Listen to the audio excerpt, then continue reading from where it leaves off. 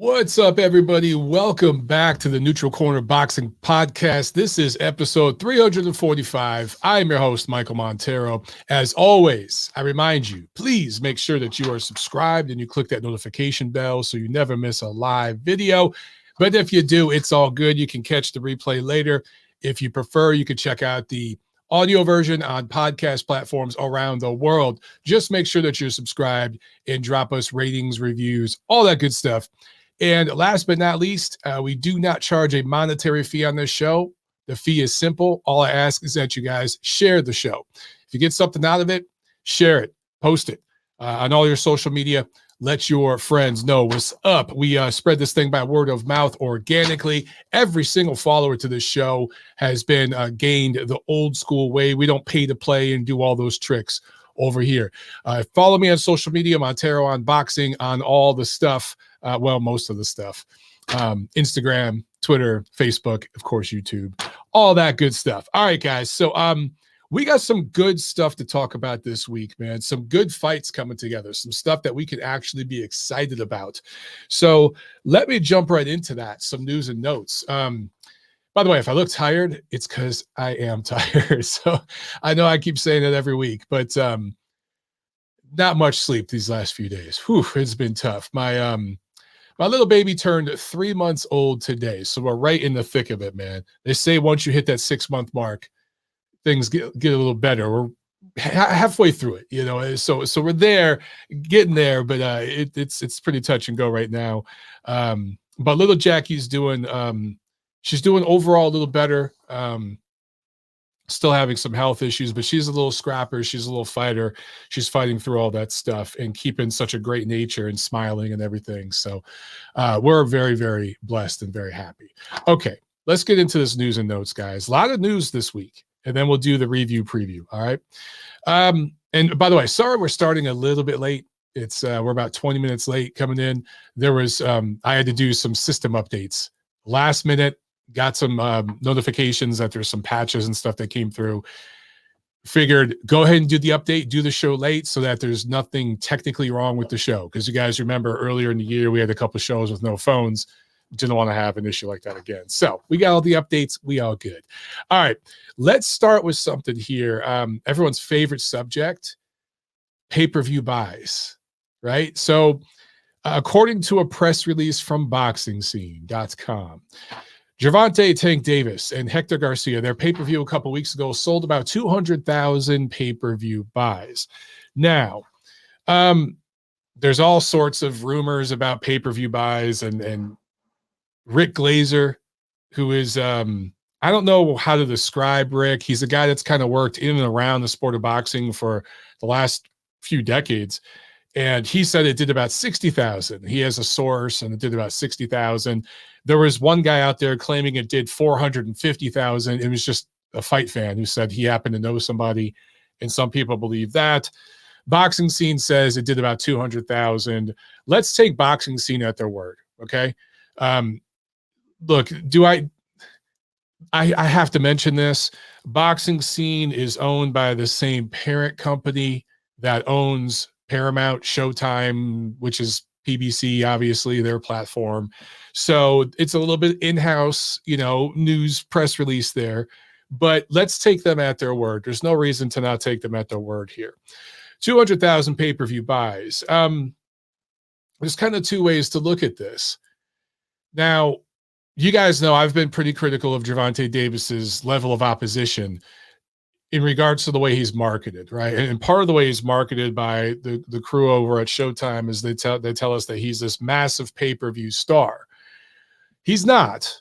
Massive pay-per-view stars don't do 200,000 pay-per-view buys. Canelo Alvarez last year fought Dimitri Bivol, okay? An unknown fighter, way more accomplished than Hector Luis Garcia, but no more known globally than him. I mean, let's be honest. At least I shouldn't say globally. I should say here in America with casual fans, okay? Dimitri Bivol, not a name. Respect him, love him as a fighter, but he's not a household name. And on DAZN, the streaming app DAZN, that's where Canelo fought Bivol, and it was a pay-per-view, and it did over 500,000 pay-per-view buys in the United States alone. All right. That's not counting everything internationally, which it did massive international numbers, which all Canelo fights do. And that was against a Russian fighter during the time where there was a Russian versus Ukrainian war going on, all sorts of political stuff going on there. But more than that, it's on the DAZN streaming app, which is not like a mainstream media source with a bunch of tentacles, throughout the whole media landscape, like Showtime is, right? Showtime, CBS, Paramount, that's part of the old school media infrastructure. DAZN, what percentage of Americans even know what DAZN is? 5%? Maybe? It's nowhere near 10% of Americans even know what DAZN is. So again, to put things in perspective, Canelo does 500,000 pay-per-view buys, actually more than that in the United States on this relatively small unknown platform. Gervonta Davis is part of, the old school media apparatus being on Showtime. He does 200,000 pay-per-views. I'm not saying that to put Gervonta down. I'm saying that to just level set, okay? I would not call Gervonta Tank Davis a pay-per-view superstar. All that being said, I think what you could honestly claim now for Gervonta Tank Davis is that of all the American-based fighters, particularly young, and I use young with quotes because he's almost 30, but younger, under 30 American fighters, Gervonta is the biggest pay-per-view draw. That is a proven fact. The Charlos have done pay-per-views. Other fighters have done them. Some of Spence's pay-per-views have been around 200, 250,000 himself. The Charlos, it was like around 100,000 or something. I don't remember the exact numbers. But Tank fighting a guy like Garcia doing 200,000 buys, I think that shows that he's kind of the guy now, right?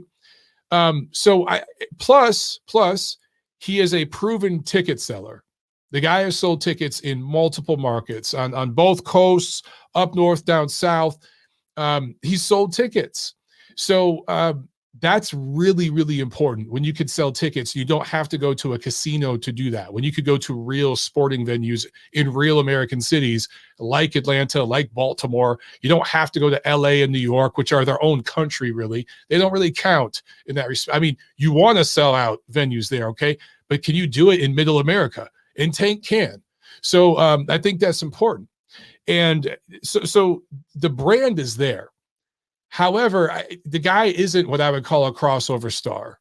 And he's been marketed to a niche audience, a bubble within a bubble within a bubble. To branch out, he's going to have to fight bigger names. He's going to have to expand his base and break out of that niche group that he's marketed to. He does trend in a niche corner of the market, the media space, I should say. He does trend there. But outside of that, more mainstream, he doesn't. So they definitely have something they can build on with Tank.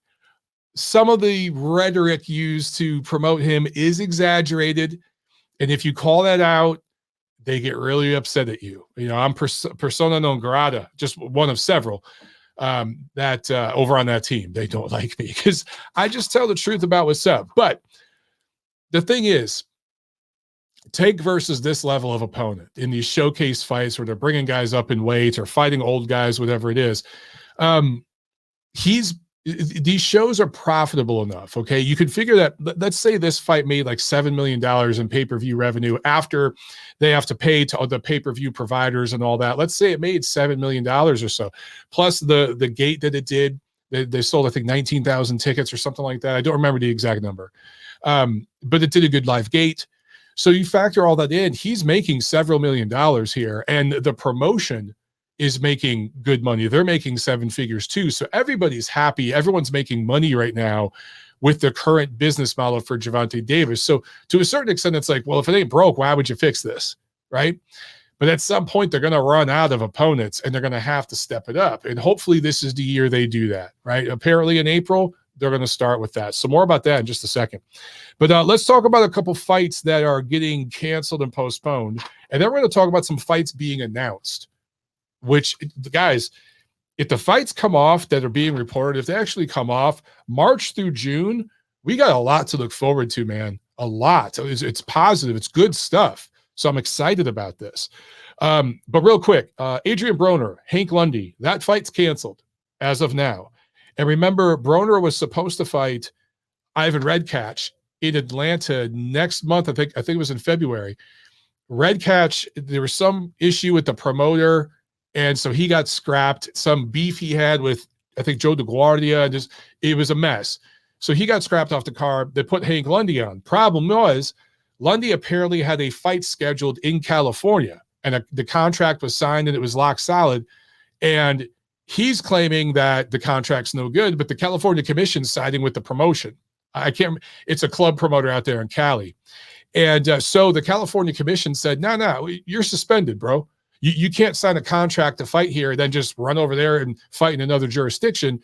You got to fight here. You have a contract that's basically a legal, binding document that you got to fight here. So California suspended him, and he's no longer on the card either. So that whole show is kind of snake bitten right now. I don't know if the Broner fight's going to come off. I don't know what the hell is going on with it. It's in Atlanta. I live in Atlanta. So, people have asked me, hey, what's the scoop, man? You got some inside scoop? I really don't. I do know a few people that are helping with the show. I know some people on the matchmaking side of things, on the promotional side of things, ticket side of things. And I've reached out to a few different people. I do have some information, but I don't know if I need to go public with some of it. It's just, I'll just say it's been a bit of a circus putting that show together. And the people involved in it, they're catching up to the game that they're very new to. And there's some growing pains. There's some, what is it called? Learning on a curve, or like that kind of, there's a learning curve. So they're kind of getting a crash course with this show. I'll just say that. So I don't know what's going on. Another one, this is a buzzkill here. Josh Taylor hurt again. I don't know what's going on. Josh Taylor's body he might be one of those guys whose body is just starting to break down. Remember Murat Gassiev? He just got bitten with injuries, and he just hasn't been the same since that loss to Usyk, right? I want to say that was like 2017, 2018. He's barely fought since then. Well, Josh Taylor, remember, he was supposed to do that rematch with Jack Catterall last December, and then he got hurt. So they postponed it to this March. Well, he just got hurt again. So now it's been postponed once again. That fight feels snake bitten. And Taylor, who's been trying to do the right thing by doing this rematch with Catterall, because their first fight was close. It was very controversial, the decision. A lot of people thought Catterall deserved to win, or maybe a draw was just. Taylor ekes out the decision, and he's trying to do right by the fans. And I think for his own legacy, to prove that was like a fluke, and he wants to do the rematch. Well, it's taken over a damn year by the time this all comes off because of the injuries and all the delays. And he's pretty much lost all his belts. The guy's been stripped of multiple belts. So it's really, really cost him. At this point, you got to question, is it worth it? I don't know. But I guess it's still the plan that Taylor's going to fight Catterall later this year. Who knows? I mean, coming into the first fight with Catterall, he had injuries in camp. He had COVID. There were issues, right? And he wasn't 100% for that fight. Is he going to be 100% for this rematch? I don't know. It's hard to think he'd be anywhere near 100% for this rematch. So it's going to be another tough one for him. We'll find out. Okay, let's talk about some fights being announced for 2023 so far. And I want to preface, to my knowledge, none of these are signed, sealed, delivered, 100%. Like the contracts are done and it's like on the schedule. Okay. It's rumored. These are reports. I have to say that because so often now we hear agreed to terms and statements like that about fights, and then they don't come together, right? They fall through. So I just want to make sure I preface with that. But if these fights come off that I'm about to announce, guys, the first half of this year, we've got some great stuff to look forward to. And then if you think in the second half of the year, we are very likely to get Tyson Fury versus Alexander Usyk. If you believe the parties involved, we are still, it's possible we get Spence versus Crawford. I don't know.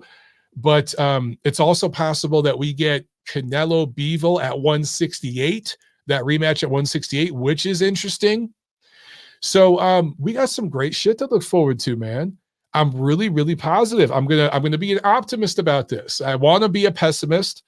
That's, I guess, my nature. Maybe I'm a little jaded, but listen, last year in 2022, us boxing fans, we bitched a lot, and justifiably so. We had a lot to bitch about. There was just so many fights that were delayed, postponed, and just ridiculous excuses. And if you just told the truth about how stupid the excuses were, the establishment guys went after you. I was attacked multiple times by guys like Steven Espinoza and others throughout the year just for talking about like just bullshit of what was going on. All is forgiven if they get this shit together this year. So let's talk about it. So apparently in March in Australia, Tim Tszyu is going to be fighting Tony Harrison. Now, is this good? Is this, Hagler Hearns 2.0? No, I'm not trying to suggest these are all-time great level fights. But guys, this is a good matchup. And for Tszyu, who knows what's going on with Jermell Charlo at this point? I don't know if he's ever going to fight at junior middleweight again. I really don't know what to make of the Charlo-Spence situation. Part of me thinks both Charlos and Spence are going to move up in weight this year, all three of them. It just kind of makes sense with the way they maneuver those careers and the way that they've managed them. I like that Tszyu's not sitting around just waiting. I like that he's fighting Tony Harrison.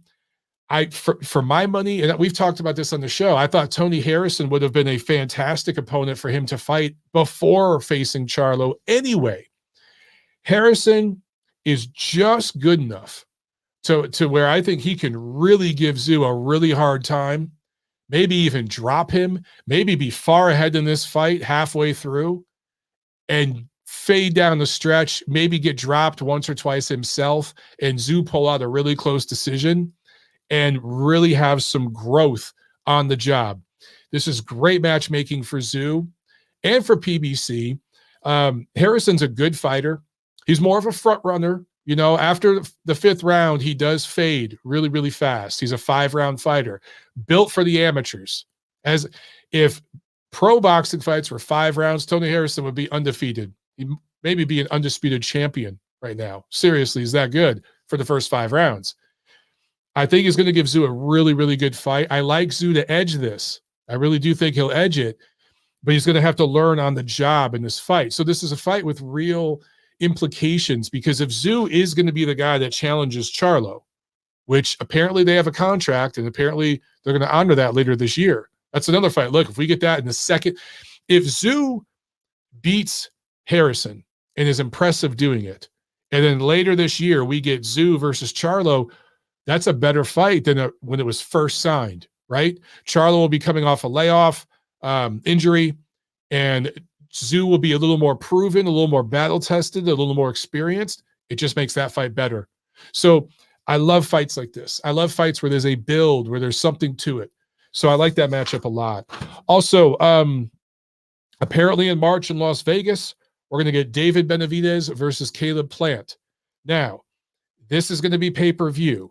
It's not a pay-per-view worthy fight. Neither of these fighters are stars. They should not be fighting on pay-per-view. I hate that part of it. I also hate the fact that this fight's probably 3 years too late. I hate the fact that Benavidez lost his belt outside the ring. And then at one point, these two guys should have been fighting to unify the division and become the number one in the division. That should have happened a while ago. All that being said, I like this matchup. This is a great contrast of styles. I think there in Vegas, Plant is from Tennessee, but he's based in Vegas now, so he'll have some fan love out there. His profile has grown since fighting Canelo Alvarez. Even if you lose and get knocked out to Canelo, when you fight the main man, your profile rises, right? So even in a loss, that raised his profile. And so he'll have some fan support there in Vegas. For Benavidez, he's from Arizona. It's not that far. So his fans are going to drive up to Vegas. He's going to have a ton of fan support there. It's going to be a Benavidez house. Going to be a fun fan atmosphere, man. And I like that style matchup. The winner of that fight is the clear number 2 in the division behind Canelo. Canelo's the guy. He's the undisputed champ. But the winner of this fight, particularly if it's Benavidez, right? Because Plant's already fought Canelo and came up short. But if Benavidez wins this, it creates a legitimate top contender for Canelo. And at that point, there will be massive demand to see a Canelo-Benavidez fight. So I love it. Now, going back to what I said a minute ago, if Canelo and Bivol fight at 168 later this year, if Bivol's able to move down in weight and they do that fight, we might be talking about Bivol-Benavidez for the undisputed super middleweight championship in early 2024. How do you like the sound of that fight? Because obviously I favor Bivol to beat Canelo, even if it's at 168. I do think it'll be a much closer, tougher fight because of the weight cut. But I do think Bivol would win again, even at 168. He'd be the undisputed super middleweight champion. If Benavidez beats Plant, which I think he should, although I got to say, Benavidez' resume is dog shit. So it's very possible Plant could show that he's a level above that guy and just box circles around him, and he could win. Either way, the winner of that fight ends up fighting brand new, undisputed super middleweight champion Dimitri Bivol early next year. So this is a fight with major implications as well, which I love. I love, love, love. Then in April in London, Joe Joyce versus Zhilei Zhang. Big Bang Zhang, who came off a impressive performance against Filip Hrgović last year that a lot of people thought he may have won that fight. It was close. But Joe Joyce, undefeated. He's like a wrecking ball, right? Zhang kind of fights like a wrecking ball. He's definitely improved. Definitely way better than he was several years ago when he was really starting to get on the consciousness of fight fans as a heavyweight prospect. He now is a legitimate, bona fide heavyweight contender. I love this fight. Guys, this is going to, these two fighters, they don't do finesse. Joe Joyce and Zhilei Zhang do not do finesse. This is going to be rock'em sock'em robots between two giant men. These two guys combined are going to weigh over 500 pounds. It is going to be 500 pounds of meat banging into each other for however many rounds this lasts. This is going to be fun. It's not going to have the beauty and artistry of the Chocolatito Estrada fights. I'm not trying to suggest that, okay? But it's going to be brutal violence. It's going to be fun. I am looking forward to that one. Let's see. Also in April. Now again, we don't know what's going to happen here, but Gervonta Davis, Ryan Garcia, they're supposed to fight in Las Vegas in April. That will be pay-per-view as well. Personally, I don't think that's a pay-per-view worthy fight, but it's the world we're living in, right? So that's going to be a pay-per-view. I hate that it's a pay-per-view. Again, in a perfect world, these guys would have already fought. This would be like a rematch or something, but we're not living in the 90s anymore. I get it. Okay. Gervonta Davis has court dates next month for that hit and run. I know a lot of you out there, a bunch of you in the chat, and a bunch of you guys who you've called in, and you really strongly feel that Gervonta Davis is going to do jail time. I got to say, I talked to a couple police friends of mine last week about this. Talked about the charges, talked about where it took place. It took place in his home state where he is a brand. He does bring revenue in, tax revenue. And I've been told by both of my cop buddies, he ain't doing jail time. It's going to be your typical slap on the wrist, suspension, and a heavy fine to the state, his home state. Cha-ching. That's all the judge, I think the judge wants him to sweat a little, and that's why she rejected the plea bargain deal. Judge wants him to sweat a little, stand trial, be made an example of a little bit publicly, and then they can slap a big fine on him. Maybe a suspension, or I'm sorry, what's the word I'm looking for? Probation. That's what's been told to me by my cop buddies. And I'm going to go with their word. They know a lot more about this shit than me. And I described all the charges and exactly what happened. I also described that this guy is a young athlete worth millions of dollars with millions more of dollars on the line. And he is backed by the establishment. He's backed by Steven Espinoza, who's an extremely powerful, influential person, and Showtime, CBS, Paramount. Guys, he may as well have the president of the United States fighting for him. Honestly, he's not going to jail. I believe this fight's going to happen. I do. I don't think Tank is going to jail. I think we get this fight in April. It's a great freaking fight. The winner will be catapulted into what I would call budding star status. The loser, look, if it's a close fight, maybe it sets things up for a rematch and we get a rivalry here. American boxing desperately needs a rivalry. If you look at the last few rivalries in this sport, they involve fighters that weren't American. Canelo Golovkin, their 3-fight series. I talked about Chocolatito Estrada, their series of fights. Manny Pacquiao had several with different fighters from Mexico. So, and there's others I could point to, but a lot of the rivalries, the rematches and the trilogies and stuff, it didn't involve American fighters, or at least it didn't involve 2 American fighters. You could talk about Wilder Fury. I don't think that was that much of a rivalry because Fury was so dominant, but okay, if you want to go there, okay, but that's 1 American fighter. This would be 2 American fighters in their prime, young guys. So if there's a close fight and it could go either way and there's controversy, it sets up a rematch. There's a lot of good possibilities here. All right, 2 more. In May, Vasily Lomachenko, Devin Haney. Apparently that's happening in May. Love that fight. Love that fight because, again, you talk about implications, right? What could happen after? What's the build?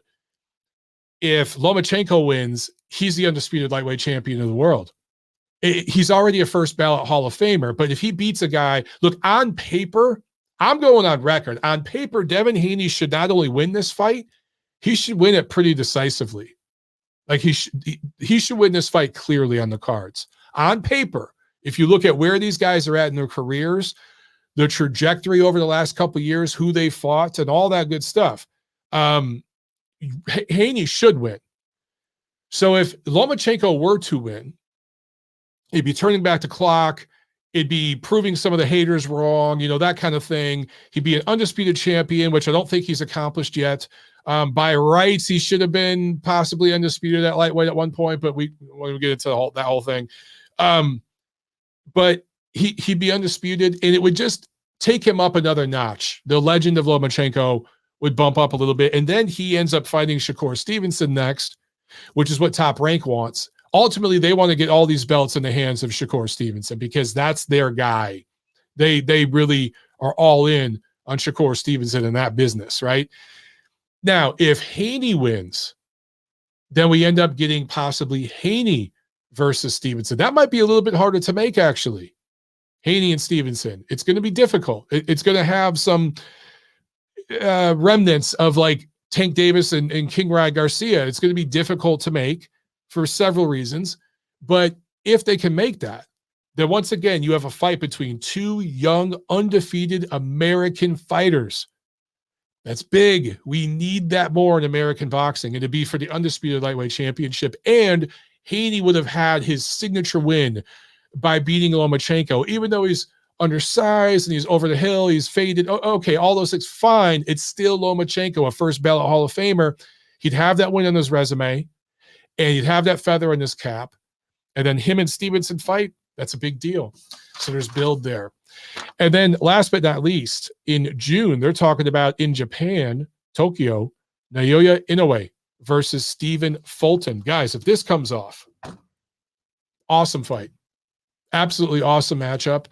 And there's a million ways to look at this as well. Fulton, a naturally larger guy, so he probably won't get as much credit if he wins because on paper, he should win. He's the naturally larger guy. He's fought his whole career at junior featherweight. Inoue would be moving up in his 4th weight class, I think, 4th, 5th weight class. So he maybe wouldn't get the same type of props if Inoue were to win.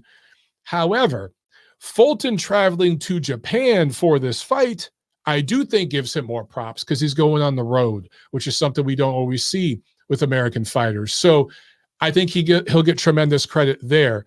Also, people have asked, how did this fight come together so easily? And again, this is assuming it comes off, okay? It could be the bait and switch. We'll have to see, but I really hope this comes off. Because, Al Haymon fighters, they do not work across the aisle. They don't take tough fights most of the time. But there is a track record, guys. When Al Haymon fighters go to him and say, I want this effing fight, make it happen, Al listens. Ultimately, he caves and he makes the fights these guys want when they demand it. And there is a track record of that. I can point to several instances where these types of fights have happened. Now, the finances of this are different than the situation with Errol Spence at welterweight. Stephen Fulton is not going to make anywhere near the amount of money fighting Akhmadaliev, which they've been in no rush to make that fight and go undisputed at 122, right? He ain't going to make anything anything in that fight, or fighting Rais Salim, any of those guys. He's making substantially more fighting Inoue, specifically in Japan, where they're going to pay more to get him to travel over there. So the amount of money he's going to get is ultimately why this fight's happening. For someone like Spence, he's going to get more money with Crawford than he would with anybody else. Yeah, I think that's true, but it's not that much more. And he's been able to get seven-figure paydays against Porter, against Garcia, against Thurman. So that's why they're going that route. So in this particular instance, it's just a little different. And I think that's why Fulton ultimately was willing to do this, and why PBC was willing to do it, because they don't normally do this sort of thing. So look, props to everybody involved in all these fights if they come off. If we get these in the first half of the year, that's major, man. That's major, especially after such a letdown of a year in 2022. So I'm excited. I'm bullish. I'm happy about this. Okay. Let's do some review preview. All right, guys. Want to make sure I'm not missing any super chats. I'm already losing my voice. Man, oh man. Okay. Last Saturday, January 21st, I'll talk about this Don King card in a second, but let me get to the real card, okay? Manchester, England on DAZN. Liam Smith TKO 4 win over Chris Eubank Jr. in the main event. Upset special. But also on the undercard, real quick, Richard Rakpor.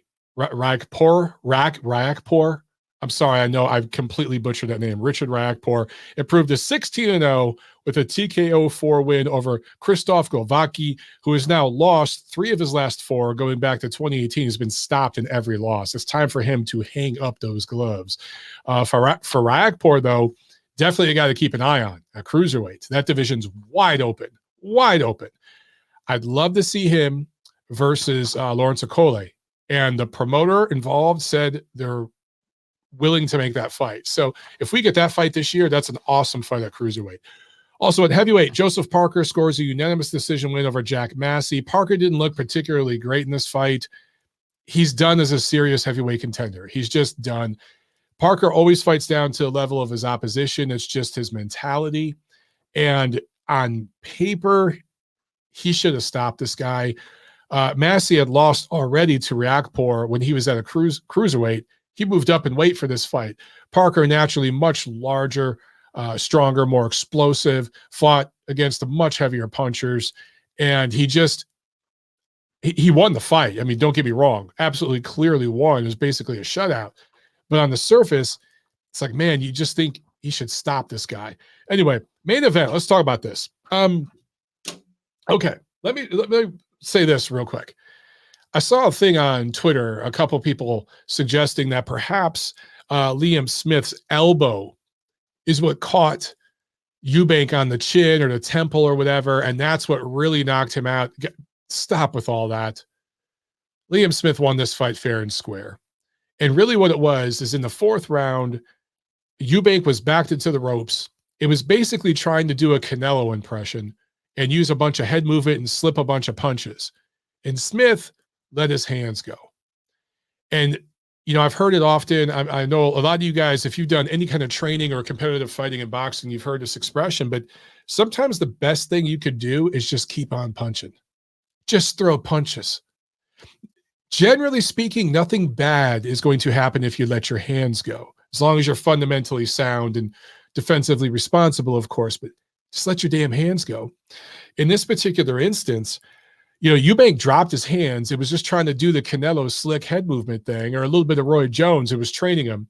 And Roy, it just ain't working as a trainer, because Roy, as a fighter, broke all the rules. Roy knows his boxing, don't get me wrong. Roy Jones is a boxing encyclopedia, but it's going to be difficult for a guy like him to teach anybody, because 99.999% of people he meets are less athletic than him, period.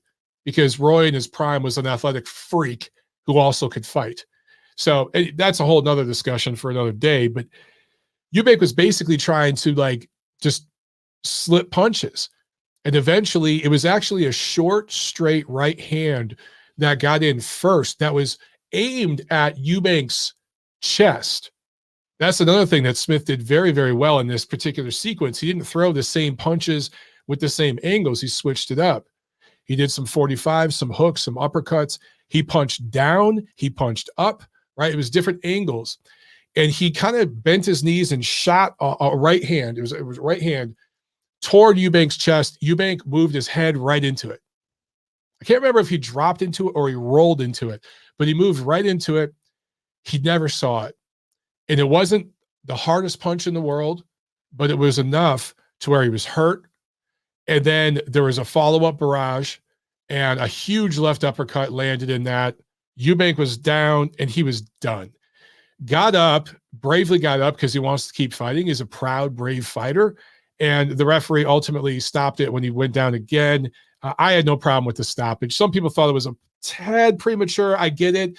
He was done, guys. Now, Eubank has had an iron chin up to this point, never been hurt. And so it was shocking for people to see this knockout, because Smith isn't known as a big puncher. He was moving up from junior middleweight to middleweight. Eubank was clearly the naturally larger guy. He had fought up at 168 at super middleweight against bigger punchers than Smith. How did this happen? Sometimes, guys, you don't have to be the biggest puncher in the world. It's just about landing that shot that your opponent doesn't see.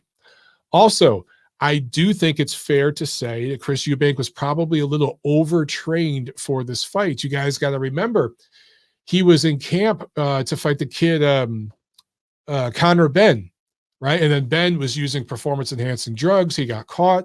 So that fight blew up. But that fight was at a catchweight. And Eubank was melting himself down to make that catchweight. So he was already kind of spent and had gone through camp, almost a full camp, and then went into camp for this fight and did kind of a mini camp. So rhythm, that's a term that is used a lot in boxing. When a lot of fight fans hear the term rhythm, they think about in a fight, during a fighter's rhythm with his punching, his defense, his movement. But there's also rhythm as an athlete in terms of your training, your lifestyle, your diet. And that is a cyclical thing. A lot of fighters these days fight twice a year. So they have a quarter in camp, a quarter off camp, a quarter in camp, a quarter off camp, right? The year's divided into 4 quarters. And so that's their rhythm. And if you get a fighter out of their training rhythm, they're not necessarily at their athletic peak. They're not at their physical peak. And it could be, there's science behind this. I mean, your hormone levels, your testosterone, all these different things that are peaking during your training camp, you may not have all that going for you the same way if your rhythm is thrown off and your camp is thrown off. And I think that's where Eubank was here. Of course, I'm not saying any of that is an excuse. I mean, Smith came up the hard way. He has stamped his passport. He has gone on the road. He has been willing to fight Canelo, Munguia, guys like that in their adopted backyard. He took a beat down against Canelo in front of tens of thousands of screaming Mexican-American fans and Mexican fans. I think that was in Texas. Yeah, Texas. And which is, again, that's Canelo's adopted backyard. Smith has shown brass balls, and taking those lumps, taking those ass whoopings has taught him something. He's gotten better from it. He's battle tested. Eubank, on the other hand, comes from a more privileged situation. Just in general, in life, in his upbringing, but then also in the ring. He's had things kind of easy. He's been able to kind of feast on lesser opposition. He has fought a couple of top names here and there. He's fought a couple of legit dudes, but for the most part, he's been a guy that has been very popular, has a lot of fans, and hasn't necessarily had to earn that fandom and that popularity by fighting the absolute best of the best. So this was a situation where I think Smith caught Eubank at the perfect time, caught him a little bit off rhythm, maybe a little overtrained, maybe a little physically drained, and took advantage of his moment. And it's hard not to feel happy for the guy because he's had to earn it the hard way. And that's fun to see in boxing, when you see like a lunch pail guy, like a blue collar guy, kind of earn it and finally get like his, I don't know what the right word is, his moment. And I think for Smith, this was his moment. Now, maybe they do a rematch and everyone's like, well, what happens next? Does Liam Smith fight Gennady Golovkin? You never know. Something like that could be possible. Is there a rematch between him and Eubank? That's possible. But the guy's got options. As for Eubank, some people are saying his career is over after this. I don't know. I think that he does need to get more serious, though. He kind of clowns around a lot, and he's got a herky-jerky athletic kind of style. And like, if when that works for you, it works for you. But when it doesn't work for you, it's bad. Ask Roy Jones. How'd his career end?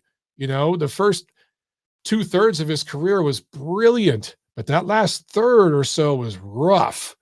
So, at some point you got to develop them fundamentals, man. I don't know. But that's what I saw in this fight, guys. That's what I saw. So again, I think the lesson from this fight is sometimes the best thing you could do as a boxer, just let your damn hands go. Especially when you got a guy that's just trying to roll with stuff on the ropes. Let some punches go in different trajectories, angles, and see what happens. And that's what Smith did here, and it worked out for him. Okay, super chat from Aaron Gortman. Thank you so much, Aaron. I appreciate it, my brother. He says, yo, Mike, my wife has booked a cruise to New Zealand the week of March 13. Can you please explain to her the importance of Zoo versus Harrison? Oh, man. Hey, man, a cruise to New Zealand with your beautiful wife, you don't have much to complain about, my friend. Enjoy that. Listen, Zoo versus Harrison, very important. But you know what? Maybe there's a way you can watch on the cruise. I don't know. Here's the thing, dude. You got about 2 months to try to figure out a solution here. You got, less than 2 months, actually. I don't know, 6 weeks. But you got some time to find a solution. So don't give up hope.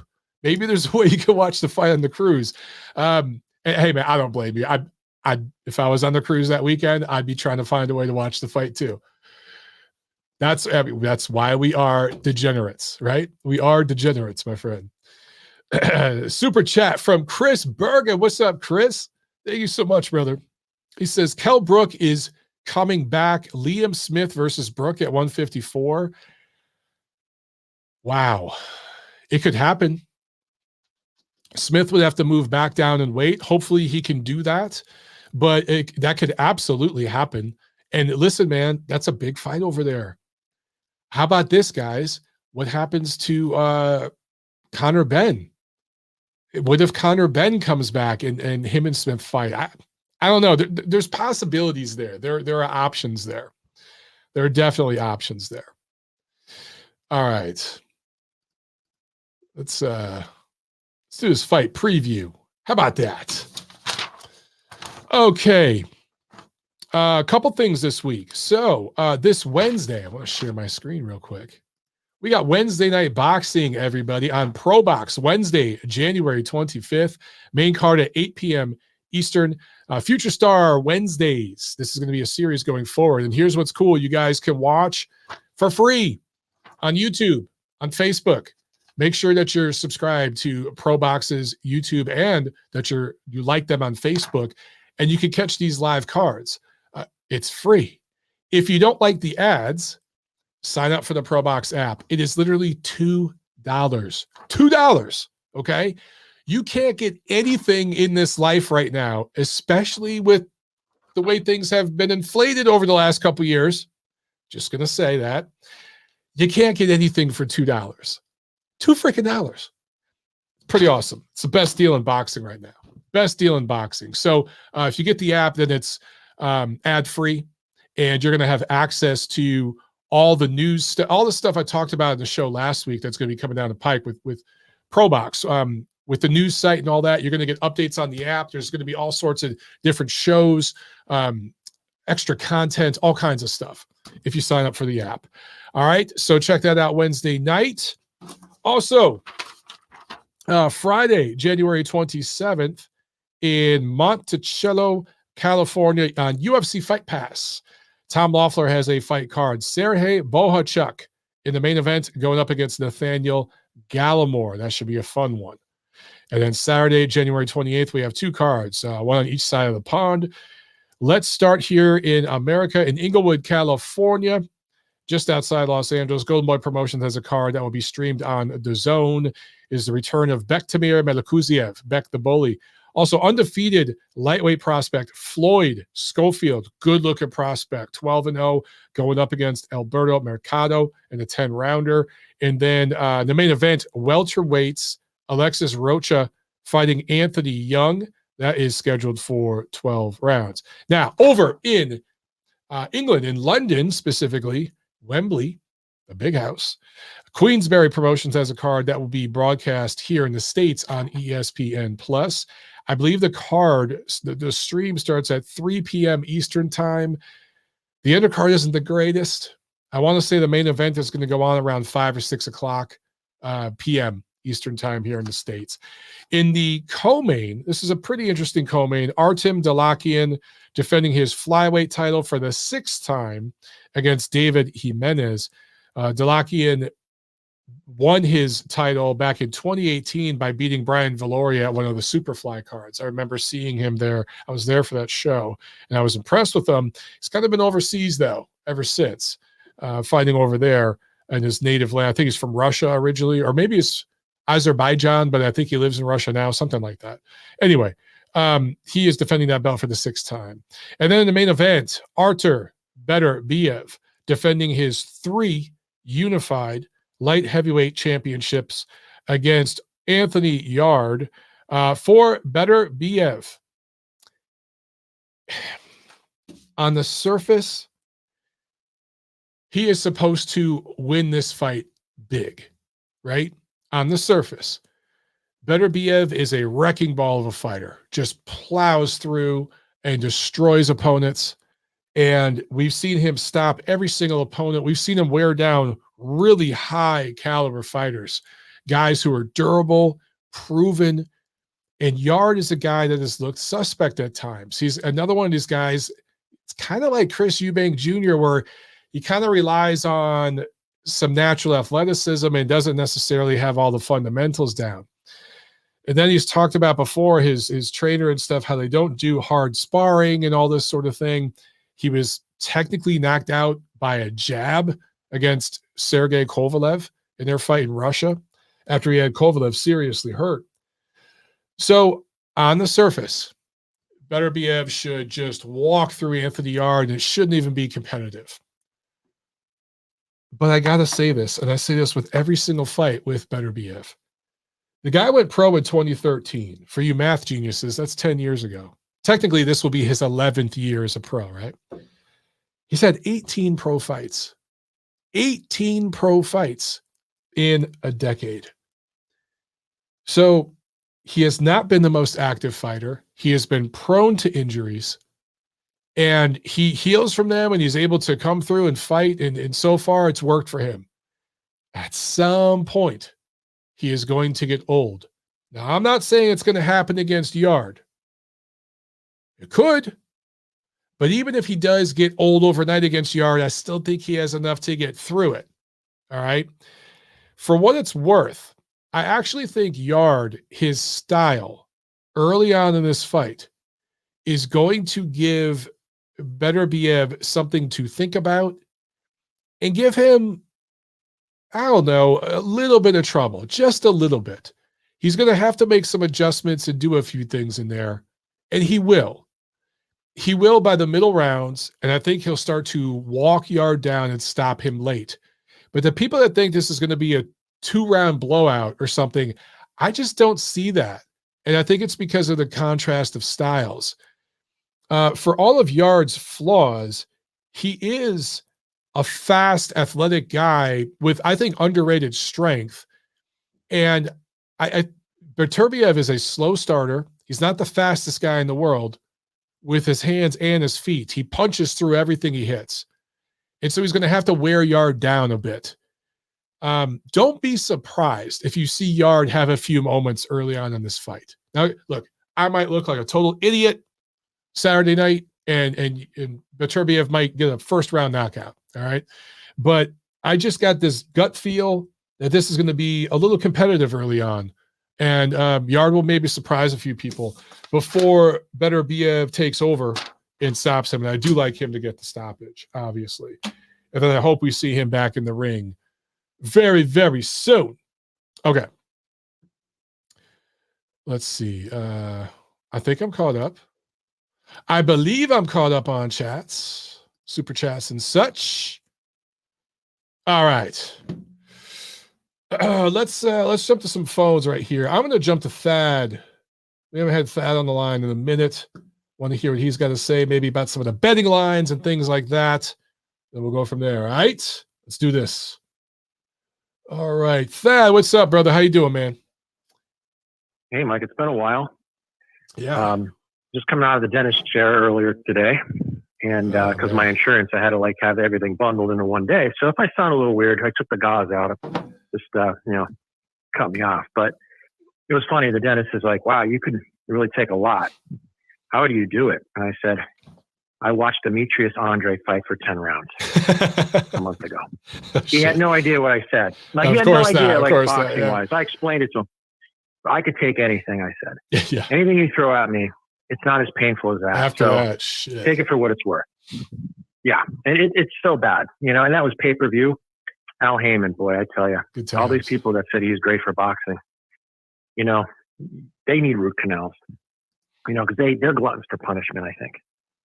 So, again, take it for what it's worth. But if you're talking lines come like this week, yeah, Beterbiev is a 9-1 favorite. We've seen this before against Joe Smith. I thought Joe Smith had a great chance to knock him off. Obviously, I was wrong. But Joe Smith did the right thing. He came after him. Beterbiev is just a different animal. He's just so good. And if you're a master boxer like Gervonta, you get beat down in 10 rounds. You're a master puncher like Joe Smith and a tough guy, you get knocked out in 2 rounds. You try to headbutt like Marcus Smith, you get knocked down in 7-8 rounds. So what do you do to beat this guy? No one's found the formula. Maybe the only one guy who has, and that's Usyk in the amateurs. But Usyk also lost to Beterbiev. I think he lost to him once or twice. Yeah. But Usyk did beat him. But Usyk he is what he is. I mean, we all know what he is. Athletically gifted, smart, style, left-hander. I think that kind of is what you'd have to be to beat Beterbiev in the pros. And one thing Anthony Yarde is, he's very athletic. Okay? You can't take that away from him. I think he's going to, like you said, he'll win early rounds. And if you're a bettor, if you can get in-round boxing bets, like on BetMGM or at any casino, I would wait till about the 4th or 5th round to put in the bets on Beterbiev, because you might get him a little cheaper. Because I see this as, I say Beterbiev is going to break him down and stop him late, maybe between 7 and 9. I think that'll be ideal. The odds aren't out yet, but that's what I would bet, 7 and 9. I don't think he's ready to get knocked off yet. So that's my opinion. Again, we'll see what happens. And if we're talking last week, Eubank Jr., who is he really beating? Why are we giving these fighters a lot of credit that they don't deserve? There's just too much entitlement. Liam Smith had the better resume. Yeah, he was a lot smaller, but he had something, and that's levels. He was in with the best, and he went rounds with the best. Eubank has, struggled with George Groves, who's a nice fighter, but he's not a superstar. Okay? And Billy Joe Saunders, very good fighter, but he's not a superstar. And they both beat him pretty easily. So, again, when you're looking at fighters, just don't look at the names. Look at their resume and what they did. And you could find a few pearls in there, because I thought Smith was going to win the fight. I didn't think it would be by knockout, but I thought he'd win the fight. The only fighters that are sons of, former superstars that I think are good are the Zoos. Okay, the two brothers. I think they're legit. Everyone else, Chavez Jr. had one win against Andy Lee, but they really haven't panned out. Camacho Jr. I mean, you see these guys; they just don't have that extra gear. It might be called entitlement, where they just don't. They're just not able to, dig deep in those moments. So, keep that in mind. When you're betting fights. But Mike, here's something I want to put out there, and I really hope the Lomachenko people understand this, because this is real. Have you seen the pictures of Haney right now when he was, working out in the ring with Crawford, just kind of messing around, and there's a picture. And the size difference between the two. Oh, yeah. He's bigger than Crawford, right? Well, he's not only bigger. Now, Crawford self-admittedly 4 or 5 years ago said he walked 4 or 5 years ago, okay, walks around at 177, 178. He was standing on a scale and took a picture of it to prove that he was a real welterweight. So when you're looking at the scale, yeah, he had a fight about a month ago. He's probably about $170. Haney looks about $180, 85. His head is enormous. He literally has grown, I think, in height in the last year. They list him at 5'9". He's nowhere near that. I think he's like 5'10", 5'11". Maybe 5'10". But I think they list him at 5'8" or something on BoxRec. It's crazy. So here's the thing. Haney's gonna drain down to fight Lomachenko at 135. That's gonna be his last fight at lightweight. What happened with Shakur Stevenson in his last fight? He knew he wasn't going to fight at 130 anymore. He came in about 2 or 3 pounds heavier at the day of the weigh-in. They paid the guy off. They made the fight. He had a huge weight advantage. It was not even a fight. Who's to say that the Haneys aren't going to do the same against Lomachenko? They're going to come in, $138, say, hey, we can't make weight, blah, blah, blah. It's going to be over wherever it's going to be. Saudi Arabia. There's a big crowd out there. Who's to say that Lomachenko is going to get stuck fighting this guy that's going to come in at 138, 139 at a huge disadvantage, where Haney is going to enter the ring about 165, while Lomachenko will be in the ring about 144. Well, if Haney does that, then he loses his undisputed lightweight championship. I mean, he gives up all of his belts. But Mike, what does it matter if it's his last fight at lightweight? You're moving up in the next fight, so wouldn't it behoove you? He'd have to give up a lot of his purse, though, dude, because he would get fined by every sanctioning body. It's not just one. He'd have to give up a significant chunk of his purse. Would he really, though? Yeah, he would. And honestly, let's put it in these terms. So when it's about money or legacy and future earnings, so say he does come in at 138 and then enters the ring at about 165, has a 20-pound advantage against Loma. I think Loma would walk. I won't be able to knock him out. I know where you're going with this, but I'm telling you, what happened to Lomachenko against Orlando Salido taught them a lesson. Mm-hmm. They're not going there again. Yes. They're not going there again. Okay. They're protected now. Okay. That's something I'm really worried about. Now, I won't touch that fight until the weigh-in. And I really think it's in the nature of the Haneys.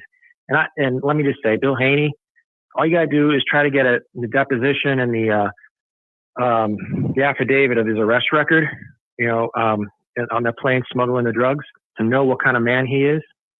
Okay. And he did a lot of things to lessen his sentence. Let's just say that. He's a very crafty guy. He's very smart. But, don't let his prison record fool you. This guy knows people. He knows how to change your words. Paulie Malignaggi said it best about Bill Haney. Don't put anything past this guy. Okay. And the Lomachenko people, I really hope they're doing their homework.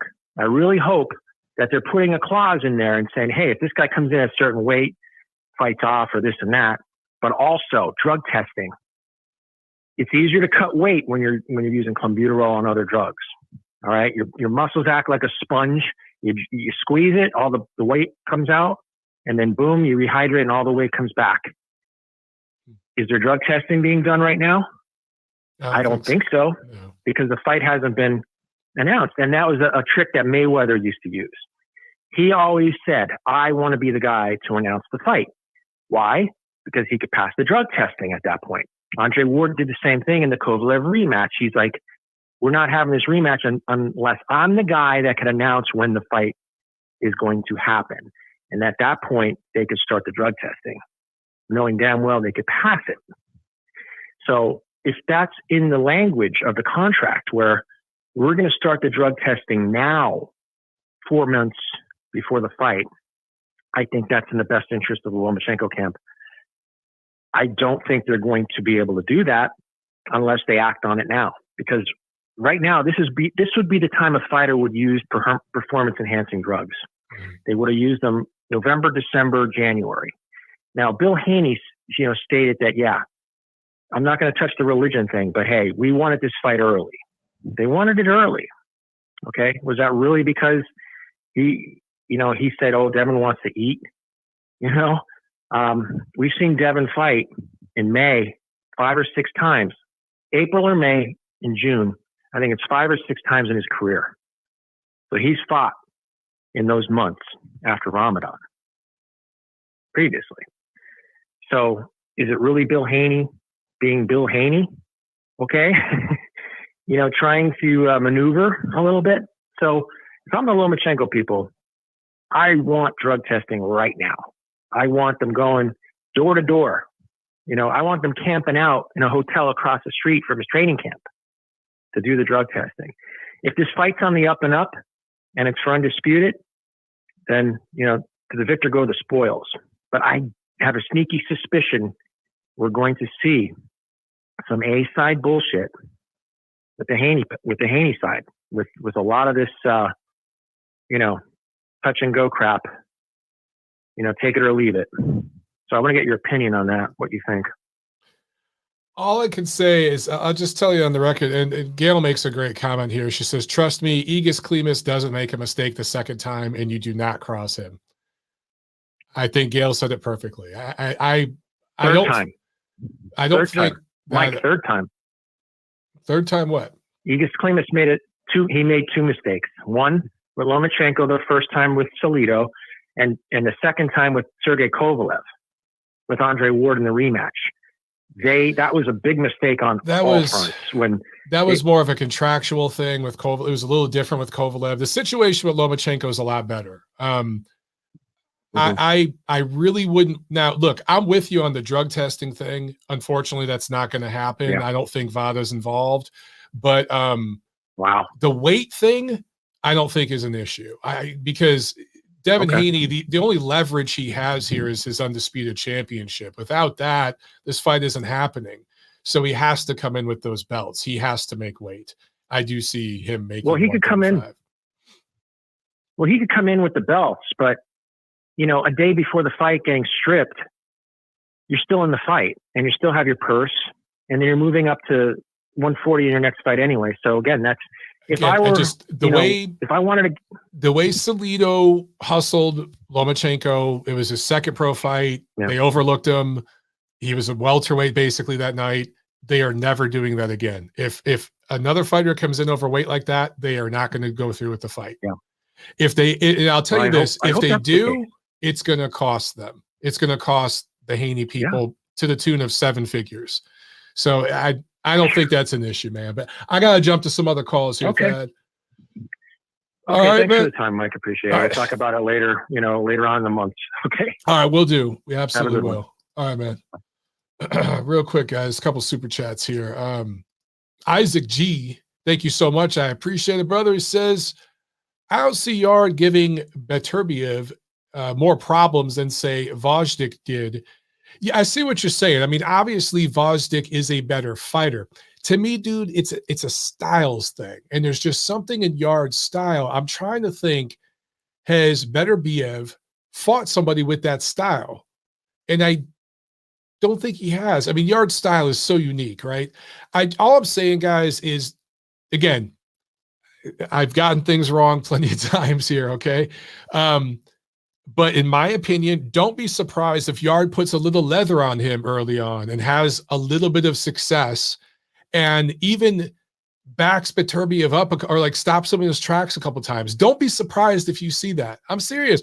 Beterbiev has been dropped early in fights, okay? Again, maybe we'll revisit it on next Monday's show. But I'm with you. On the surface, yes, Vojtik, much better fighter than Anthony Yarde. I actually picked Vojtik to win that fight. I thought he would outbox Beterbiev. Boy, was I proven wrong. Actually, Vojtik did well early on, to your point, Isaac. But he didn't have the style to keep Beterbiev off and to give him really a whole lot to think about. Beterbiev just walked through him. Basically, Vojtik was just a jab, an occasional straight right would come down. That's enough to beat a guy like Adonis Stevenson, but not Artur Beterbiev. No. So anyway, that's just my personal belief. We'll see what happens. And a super chat from BK Ron 1993. Thank you so much. He says, Mike, the way social media and theatrics for the incoming wave of boxers coming in, do you believe it will be necessary for boxers to start this to make money?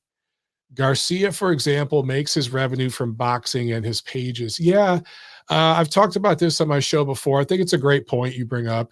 And I do think that it is the future, not just of boxing, but I think you're going to see this in all sports. There are a lot of athletes, both active athletes and retired athletes, that put a lot of energy and money into their social media profiles because it's considered part of their quote unquote branding, right? And to your point, though, with boxers, you could build up your profile on these social media apps, and that's maybe how you can sell fights. Now, the one thing Ryan Garcia hasn't been able to do quite yet is translate his social media popularity into popularity, like selling fights, selling tickets. Like this guy, he's done pretty big crowds in LA, and I think in Texas, he's had a couple of sizable crowds, but he hasn't done like anything like what Gervonta Davis has done yet. He hasn't had a live gate like that yet. He just hasn't. He hasn't. We don't know what he's going to do on pay-per-view. We don't know if all these girls that watch his Instagram videos and get all hot and bothered, are they going to pony up $75 to watch him fight Tank Davis? I don't know. So I agree with you. I do think social media can be used to increase a fighter's popularity and branding, especially early on in their career, and get a following going as a prospect. But at some point, you got to back that shit up in the ring. You just, if you're just a social media guy, you can do like what the Paul brothers are doing, right? Like you could do that for a little while and make some money. That's like a gimmick. That's like a money-making thing. But if you're like a real boxer doing this, at some point you got to back the shit up in the ring. All right, let me see. Am I caught up? No, I'm not. We got another one from Will, the boxing degenerate. The degenerate boxing fan Lynch. Thank you so much, Will. I appreciate it. He says, what fight are you looking forward to the most this year? Just caught the show. My bad. Oh, man, you're going to love my my news and notes section because I talk about this. Of all the fights I previewed, and there's several I'm looking forward to the most. Honestly, dude, it's either Inoue versus Fulton or it's Joyce versus Zhang. I like those two fights for very different reasons, right? The winner between Inoue and Fulton, which should happen in Tokyo in June, that might be the pound-for-pound best fighter in the world. It's certainly among the top 10 best fighters in the world pound-for-pound, the winner of that fight. So that's a pound-for-pound level matchup. And then Joyce versus Zhang, that's just big boys, and that's going to deliver. And I like Joe Joyce. I like Zhang too. I like Zhilei Zhang. I always have. Even when I didn't think he was that great of a contender. He's always been a cool guy and somebody who really, really is an overachiever. He works his ass off. He has really busted his ass and worked very hard on transforming his body and learning boxing and his craft. He's really worked hard at it. So I respect him a lot. But Joe Joyce, you guys, if you've listened to my show for years, I've liked Joyce for a while. He's slow, but as I always say, there's like a fluidity about him and a relaxed nature about him. He's a wrecking ball. It's fun to watch. I love the big boys. Love the big boys. Okay. I'm running on fumes here. I got a bunch of calls. I'm going to get to a couple of these. I'm not going to get to all of them. So I apologize ahead of time. I'm going to skip around here and take a couple of these. Let me get Nacho on real quick. Nacho's been on hold for a minute here. Nacho, what's up, brother? How you doing? Hey, Mike, what's going on? Just really quick, you brought up a fight this Friday, which I am going to go to. It's at the Quiet Canyon, and it's called Montebello. Montebello, yeah. Not Monticello. Monticello. I was thinking of wine. I think I was thinking of wine. It's Montebello. Yeah. I know Montebello well, man. That's my boy Steve Kim. His office is out there. Yeah. That's at with a country club? The Quiet Canyon. Yeah, it's a golf course country club. Okay. Yeah. Okay. But it's a cool little venue where they hold the fight. It's pretty cool. It's a cool little venue to hold fights. So I definitely am looking forward to that on Friday night for sure. I think the kid that's on there with Boachuk, Callum Walsh, I think they're moving him correctly. Yeah. And I think he's going to be a contender probably by late next year. He'll be a real contender at 47 if they keep moving him the way they're moving him. I think that's how talented the kid is. He's not going to be coddled. I think they're going to move him pretty quickly into a contender slot probably by the end of next year. Watch, Mike. Really quick about the fights this weekend. All I got to say is, honestly, Mike, you kind of brought up some good points about Eubank. Maybe he was overtrained. Maybe the weight cut kind of got to him. I honestly think Eubank was completely overconfident. I think he walked into that ring thinking he did not have to do anything to beat Liam Smith. And honestly, his style of being kind of cocky and overconfident and just kind of feeling he can do whatever he wanted to, I think it bit him in the ass. I think he wasn't prepared for a guy who's going to walk through his shots, keep coming and attacking him. And what ended up happening was he trapped him in the corner.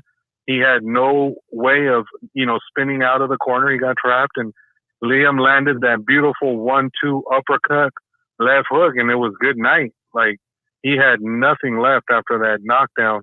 It was a wrap. And the fact that that referee let it go on, that's insane. I did not think he should have allowed him, because Eubank barely got up, and he looked like he was going to fall face first after that knockdown. I was very surprised the referee let it continue, but hey, that's British refs for you sometimes. That's the A-side. They'll give guys the benefit of a doubt. The A-side privilege. That's the benefit.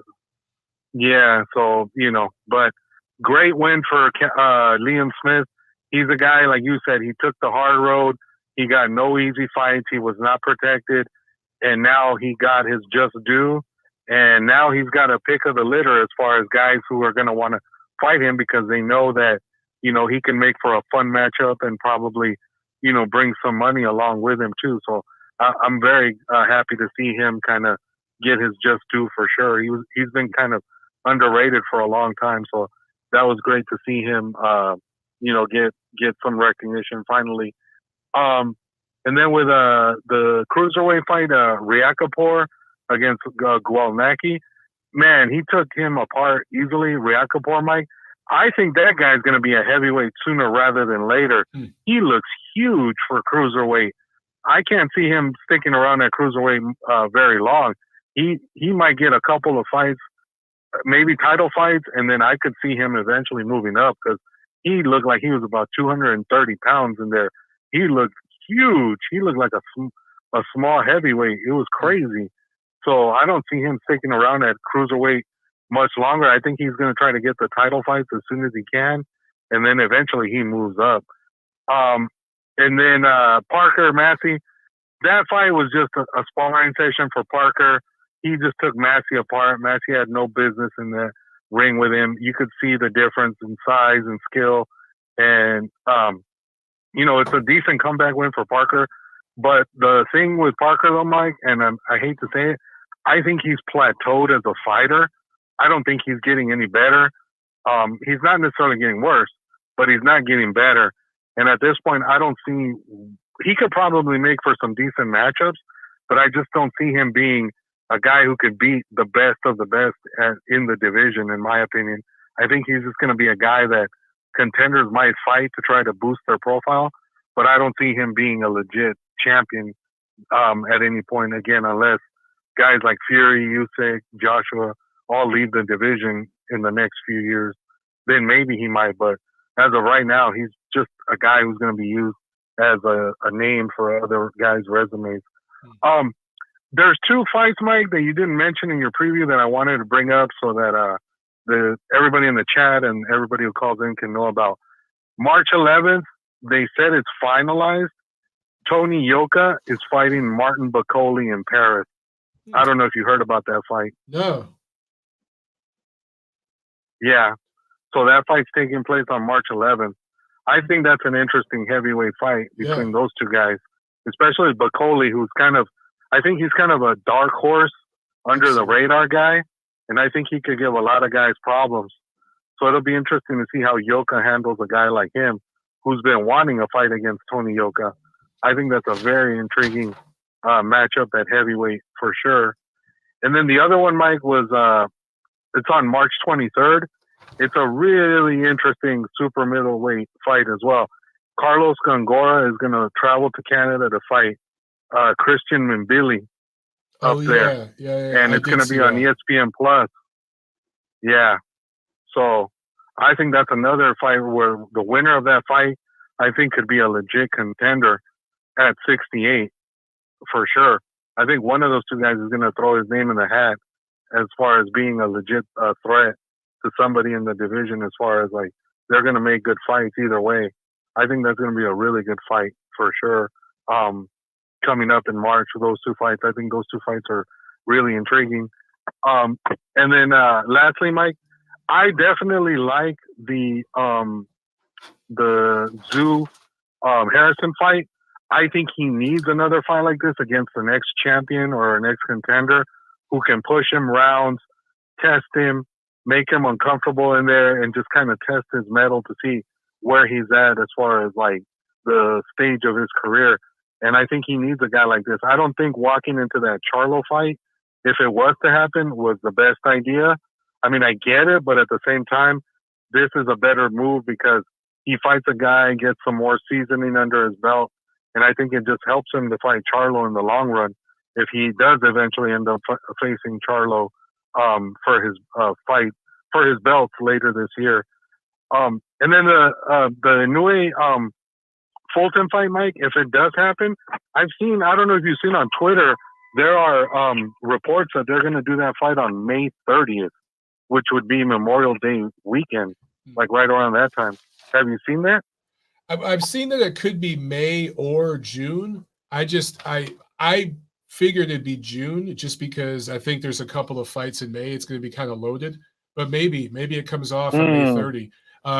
The culture's different over there. They have fights on dates that we typically in America don't have fights on, like December 31st and stuff like that. So yeah, May 30th could work. It could work. Yeah. Cool. All right, Mike, I'm sure there's other people there. I'll talk to you next week. All right. Thanks a lot, man. All right, now, Chuck. All right, man. Thank you. All right. Let's get my boy. I'm maybe going to take like one more call here, guys. I'm sorry I'm leaving so many of you on hold, but by the way, I saw in the chat Jack Alter is it's his father's birthday today, so let's give a shout out to Jack's dad, Mr. Alter. Happy birthday, sir! I saw that in the chat. I'm going to jump to one more call. We're going to get Michael Mendiola here on the line. Double M, what's up? How you doing, man? What's up, Big Mike Montero? How you doing, man? Tired. I'm tired. I'm sorry, man. I know you're dealing with a lot right now. Yeah, it's all good, man. Been there, done that. Yeah. I'll keep it brief. I just wanted to weigh a little bit on the Tim Zoo situation. You had alluded earlier to, you felt that maybe Chris Eubank was a bit overtrained. I have that same concern right now about Tim Zoo. He had that conditioning camp in Thailand. He was training at their rock. I think it's called Rockdale in Sydney, where the zoo academy is. Then he goes to Thailand. Then he comes here to Cali. He's training here for the last month. Finishes off in Vegas. He's still there, finishing up. I think his last training session was today. Then going to fly back home. There were reports that his brother was going to fly here to conduct training camp here, but since the fight, I guess, was agreed to take place in Australia, I don't know, man. I work with fighters, and I know that these guys stay in the gym pretty much year round, but I just think that this kid needs a couple weeks off. He needs to let his body repair itself, because jumping right back into another camp, readjusting back to Australia time, and then, another, what are we, I don't know, a month and a half away from that fight. I just think if there's any suspicion of him not looking good in this fight, it would be the classic example of being overtrained. Yeah, I think that's a great point, man. Steve Kim put out an article about the Josh Taylor situation, and he said that fighters in this generation are overtrained and underfought. These camps are really super long, and these guys don't fight very often. And I'm with you. I think that a lot of people don't understand how brutal boxing training is. It is among the most brutal sports training I've seen. And I've been around pro football players, pro basketball, pro baseball. It is absolutely brutal what these guys put their bodies through. And to put yourself through that like 5-6 months straight, it just, the human body is not built to take that kind of beating. So I'm with you. It might be a little too much, man. And you, like you had mentioned and alluded to, you have been there firsthand. You've trained yourself. You fought yourself. I'm involved with. I've fought myself in the past, but I'm still involved with some fighters. We have fighters right now. I'll give you a quick story. I don't know if you remember back when you came to the gym and interviewed Johnny Molina, but prior to that fight, prior to his fight with Omar Figueroa, I'm not kidding you when I say this. Johnny trained for 15 months consecutively. Fights kept falling out. He was on the top 2 list to fight Keith Thurman back in the day. He was training for that, sparring, 3 times a week. I was actually working with his sparring partner. I was actually the corner man for one of his main sparring partners for a good 6 to 8 weeks of sparring. That fight fell through. And once again, it's just, these guys really need to, and the one saving grace for Tim is that he's young still. He's in his late 20s, mid to late 20s. But still, though, he's already had the hand issues that he had to have surgery to repair. And I'm just really concerned. Like I said, if they're smart, and his uncle Igor, who's a trainer, I mean, he's a solid trainer, but with the exception of training Tim and Nikita, his claim to fame really was just being the brother-in-law of Kasazu. Mm-hmm. He really needs to taper Tim back. Let that fire, let his body regenerate a little bit. And, anyways, I won't beat a dead horse anymore about that. But I want to just say one more thing about the Fulton fight. That was rumored to have been agreed upon, everything except the date and the venue. And then, it was crazy going on social media. I think I might have even messaged you, but I'm neither Japanese nor African American, but I just have a neutral opinion on it, and I just feel that Inoue is going to be too much for Stephen Fulton. And I like Stephen Fulton. I just don't think, like we had mentioned, he doesn't have the power to keep Inoue honest. Yeah. Once Inoue realizes he can't hurt him, it's going to be just kamikaze mission. And the vitriol and the hate I received just by stating that, because it all turned racial, and I don't even understand it. I just don't even understand it, how there's a certain segment of boxing fans that just immediately go there and are kind of given a free pass. And I really don't want to take the show in that direction, but I think for the most part, everybody in the chat, is respectful of each other and whatnot. And I do see a couple individuals every once in a while that just kind of mouth off some nonsense, just looking to maybe bait somebody into like some keyboard battles. But anyways, man, I mean, at the end of the day, boxing, it's multinational sport. I mean, from the Eastern Europe all the way to West Coast of California, you've got fighters, quality fighters of every ethnicity, background, upbringing, whatever you want to call it. And I just think, man, as boxing fans, that stuff just needs to be left alone. And I know that really wasn't a topic of the situation. It wasn't really a topic today, but I had to throw it out there because I was directly attacked multiple times by people on Facebook and Instagram. Life. Dude, I get attacked. Just because I felt Stephen Fulton's not. I get attacked left and right. And you're right. It's not cool. It's not fair. And we could use less of it. This sport it's already a niche sport. And what sucks is there's so much infighting, dude. There's so much tribalism and infighting. It's just crazy. But dude, that's just a great fight. It's just a great fight. It is a great fight. And Mike, you as a guy that has spent time in professional gyms and worked with professionals, and myself as well, you know that when you enter that gym, it's all respect. Oh yeah. I mean, you could come in there looking like a zebra, purple hair, whatever. It's once you put those gloves on and lace up and get into that ring and spar or just whatever you do, it's just all respect.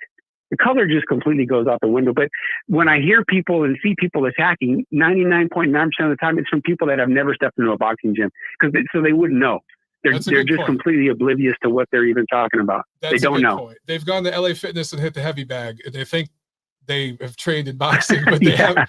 Because it's like you said, man. When you actually are there in the gym, if you're the new guy, you're gonna get some looks. There might be some talking a little bit, but when you get in the ring and you take your lumps and you do some sparring and the guys see you come back, you get that respect. And it's all love. Yeah. And people will make jokes. I mean, dude, my gym, anything goes. Like the gym I train at, there's all kinds of jokes and stuff that would get people canceled. You know what I'm saying? I look very different than most of the guys at my gym. So I get a lot of jokes thrown at me and shit, but it's all in fun. It's all in love. And we have a great time. And I just wish the fans could be more like that, but I guess not. I agree, man. I agree. Well, keep doing what you do, Mike. You're great at it, brother. Thanks a lot, and continued blessings for little Jack. I know you guys are dealing with that issue right now, but I'm sure she'll grow out of it sooner rather than later. I hope so. It's been rough, man. It's been rough. I appreciate it, Thanks brother. for taking my call, man. Thanks, Pazan. Have a good one, man. All right. Bye-bye. There he goes. And G Funky in the chat, he says, over emotional fans are a hard pass for me. I'm the same way, dude. I just block these guys now. And so a lot of people will be like, oh, Montero blocked me. I won that battle. It's like, no, you didn't. You're just a fucking loser. And I don't want to waste my time. I'm done with that, dude. I'm a dad now. Okay. My time is limited. It's important. So anyway, guys, that is it. MAW says fanboys are flip side haters. Yeah. And I heard a great expression today. Haters are confused fanboys. Think about that. Someone told me that, and I was like, because we were talking about the flack I get, and someone said, you know what? These people are your biggest fans. They watch every damn episode of your show. They record stuff and post it on Twitter and stuff. Haters are confused fanboys. Think about it that way, guys. All right. Have a great week. I'm sorry for everyone I left on hold. We will I'll try to do a show Friday. I know I didn't get to last Friday. We'll try to do it Friday. Either way, we'll be back next week, guys. Enjoy your week. Enjoy the fights. Peace.